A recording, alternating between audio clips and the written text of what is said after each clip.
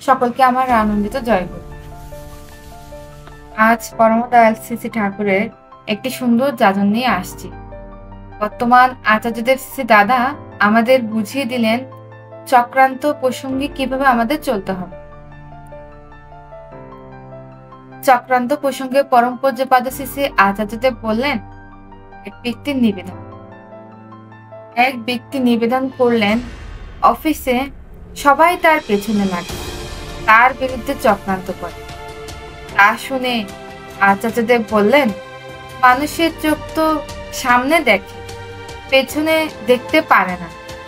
তুমি পেছনে জিনিস দেখছো কি করে?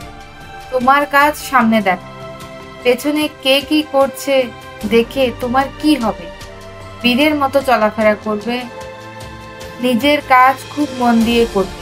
চক্রান্ত দেখা আর কর্তব্য দুটোর মধ্যে কোনটা তুমি করবে সেটা তোমাকেই ঠিক করতে হবে। হ্যাঁ আছে, হাতি বাজারে চলে আর কুকুরের দল ঘেউ ঘেউ করে, হাতি ফিরেও তাকায় না। তুমি তেমনি ভাবে চলাফেরা করো, যাদের চক্রান্ত করার করুক, তুমি তোমার কর্তব্য করে যাও। ওই ব্যক্তির আঙ্গুলে অনেক আংটি ছিল, সেদিকে তাকিয়ে বললেন, এত আংটি পরেছ কিসের জন্য? আংটি পরে কি হবে?